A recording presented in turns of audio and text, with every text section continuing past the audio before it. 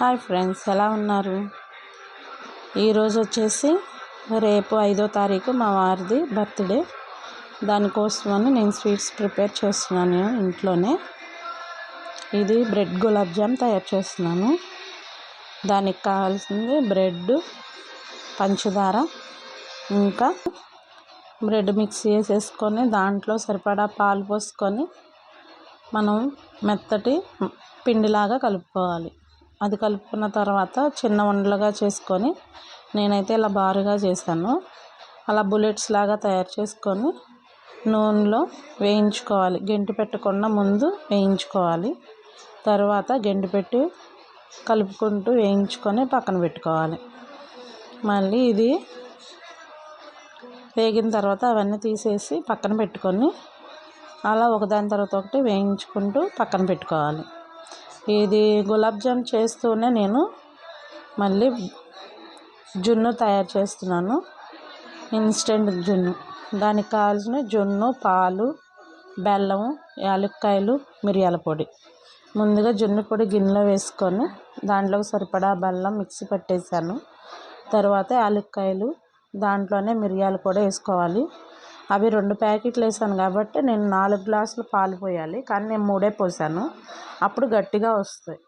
లేదంటే కొంచెం అంటే మొక్కగానే ఉంటుంది కానీ కొంచెం పలసగా ఉంటుంది అన్నమాట. ఇలా పట్టుకోగానే ఇరిగిపోతుంది.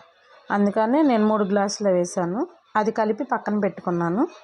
తర్వాత ఈ గులాబ్ జామ్ పాకానికి రెడీ చేసుకున్నాను. కప్పు పంచదార వేసుకున్నాను. ఆ కప్పుతో 2 కప్పులు నీళ్లు పోసుకొని అది బాగా మరిగించుకున్న తర్వాత దాంట్లో యాలక్కాయల పొడి వేసుకున్నాను. మీ దగ్గర రోజ్ వాటర్ కూడా ఉంటే వేసుకోండి. ఇంకా కుంకుమ పువ్వు కూడా ఉంటే వేసుకోండి. ఫ్లేవర్ బాగుంటుంది. అలా పాకం దగ్గర పడిన తర్వాత దాంట్లో గులాబ్ జాములు వేసేసుకొని అవి పక్కన పెట్టేసుకున్నాను.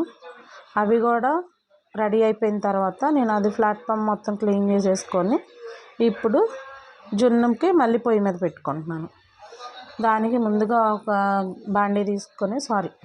గిన్నె తీసుకొని దాంట్లో సరిపడా నీళ్లు పోసుకొని దాంట్లో ఈ జున్ను కలుపుకున్నాం కదా మనం, అదంతా గిన్నె దాంట్లో పెట్టేసుకొని దానికి ఒక మూత పెట్టి మళ్ళీ దానిపైన ఒక మూత పెట్టేసి ఒక 10-15 నిమిషాలు ఉడికించుకుంటే మనకు జున్ను రెడీ అయిపోతుంది. ఈలోగా నేను ప్లాట్ఫామ్ మొత్తం క్లీన్ చేసేసుకొని పక్కన సర్దేసేసుకున్నాను అన్నీ.